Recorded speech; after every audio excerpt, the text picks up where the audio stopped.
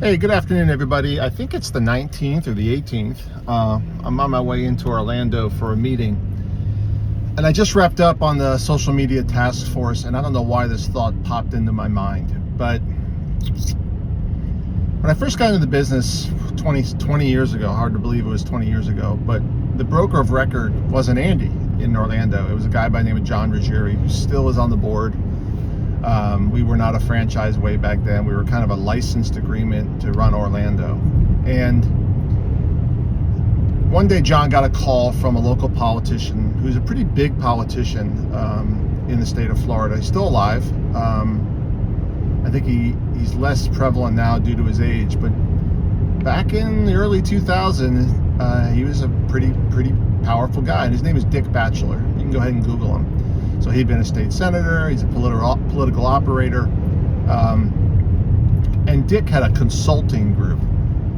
And I really didn't understand what Dick did, but what Dick did was he was a political operator. He was connected to everybody. And Dick's claim to fame was he had a lot of fingers into a lot of things and got paid on a lot of deals by making connections for people. So he had called John because they lived in the same neighborhood, and John said, you need to talk to my guy Mike. So I go to his office. There's pictures of him with the Kennedys, with Teddy, with Bill Clinton, Hillary Clinton, Tip O'Neill. By the way, Dick's a Democrat, so my Republican instincts were kind of hypersensitive.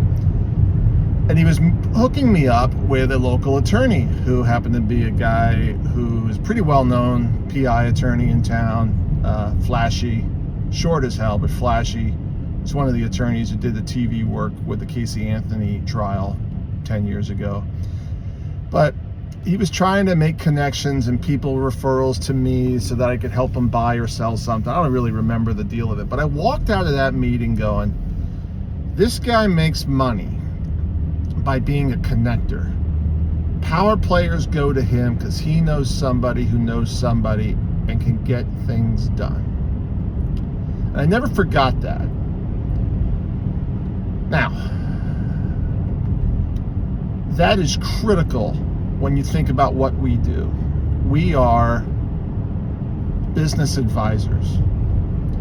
And we choose, and you choose at your own peril, to allow yourself to be viewed only as a broker or a salesman. Your value comes with your vendors, your customers, your buyers, your sellers, and your support personnel by your ability to put business in front of them and make things happen and solve problems.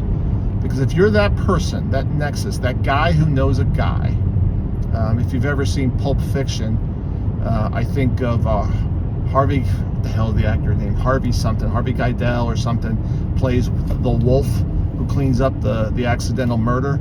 You want to be the guy who can fix everything when the time comes.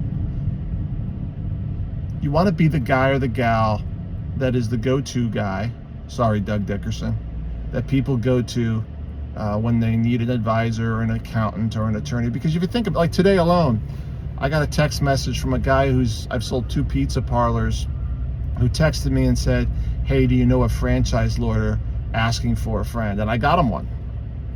And I made the connection for him. That relationship's not transactional.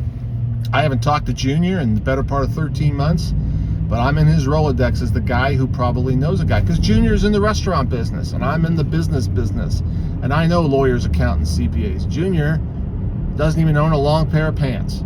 So he's not going to walk in those circles, but he knows me, and I can make that connection for him. And when I make that connection for him, he gets a little bit more attention and handled a little differently. Same with immigration attorneys, same with CPAs. I had a call yesterday, a listing appointment. It was a crap listing, but I went out and saw the guy. I said, look, you're hiding $80,000 in revenue. Your business is worth like 50 grand now.